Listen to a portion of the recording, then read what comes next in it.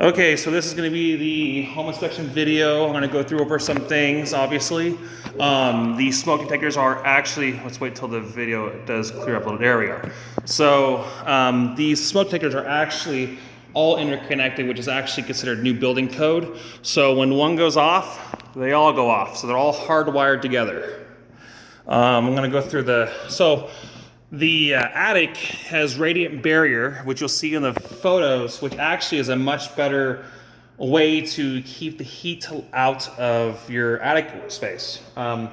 It's not a code requirement unless he did it, the builder, which I would recommend getting a copy of the Title 24 to see the code efficiency, or the actual energy codes or efficiencies, because I saw some windows that are full tempered. So code requirement is that it has to be half tempered for WUI requirements. So which would mean they also the roof sheathing would just be regular OSB or CX without the radiant barrier. So that might have offset the fact that he has a package unit, which does not meet Title 24. So with all the other variables, that might meet Title 24 now. So it's something I would look into. Let's go over here. The inside is pretty self-explanatory. Obviously, you want to grout some of these ends. No leaks in this one. I think we got to adjust the striker plate here. So what you do is, depending on, so this one does not have this flat screwdriver where we can pull it out. You take this out and get some flat pliers and you bend this over, and that will keep it from wiggling. Let's see. I'm running the AC right now. I think we have to adjust this door stop up here. Okay, obviously the washer and dryer, there's none. That's GFI'd. So one good thing about, honestly, they should have cocked that up there. Yeah. Oh well, that's just cosmetic stuff. One good thing about having a new home is that the general contractor still has structural liability for 10 years in this home. So that's important to note as we go around and check everything. I'm not saying the house is going to fall down. I'm just saying that those are kind of important things to be noted about. So, not so much more to explain. Oh, the shower over here, shower head, if it's on the actual bath faucet, does leak, which you'll see.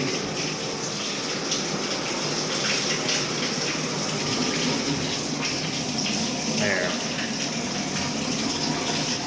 So that he should be able to take care of that. Most likely it's actually an adjustment in there where the connection where it goes to the actual shower head. I don't think there's a whole lot to explain over here. All right, so I'm gonna go around and do the outside now. So a couple things here. I always recommend, so he did block. So those are outriggers right there, but I always recommend, especially on gable ends with no full wrapped around fascia, running a block. You usually want to cut that rafter tail or a truss tail back 1.5 inches and run a 4 foot, what you call a block to go from the fascia board to this truss tail right here. That keeps that fascia board from pulling out.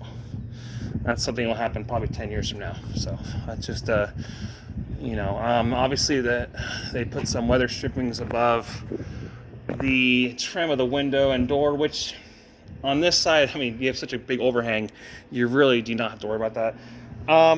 So obviously the staircase is all up to code. 42 inches is now the code, which the building inspector here also likes to have a handrail for 36 inches, which isn't required, but he likes to make it required. So it's just something that the contractors in Lake County have been battling with the building inspector for a while. So, but it is nice to have.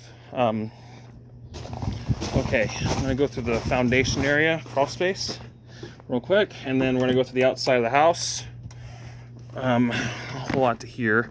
So, I would recommend I always get freaked out when I see post and girder on a hillside without no lateral bracings. So one of the good questions I would ask is, how deep are those footings for those columns going up? How deep do they make those footings?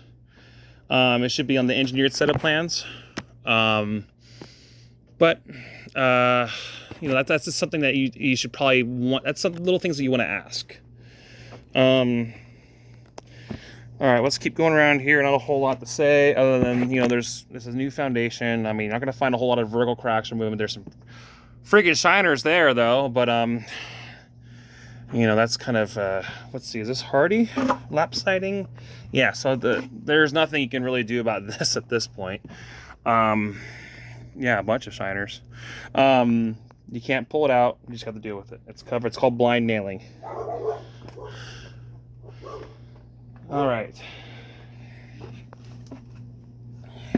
Go around this way. Okay, so one important thing to note is that actually building code requirement is gutter covers, and there's no gutter covers on this house. So that's something to note that they should be put on. I'm gonna go walk around here, and it's not gonna take too long. Again, you're dealing with a new home, so it's not like it's a whole lot to be concerned about. Some dents on the gutters. Most likely what happened is ladders hit it and dented it. So there is no requirement of having a railing on this, which is less than 30 inches from tread to dirt level. Same over here. You have code requirement landing.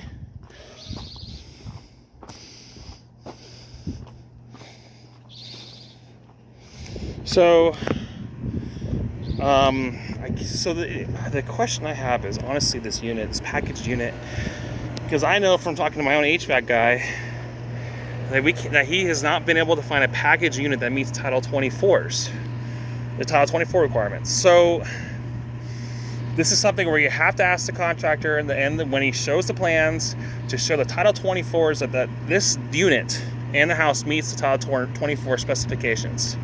And that's my biggest concern, honestly, is if this does meet the Title 24s. Because I know the unit itself doesn't, but everything else in the house, has that been adjusted for the unit? So that's my biggest concern with the house. Deck's obviously engineered because it's above 12 feet. Supposed to be about 12 feet.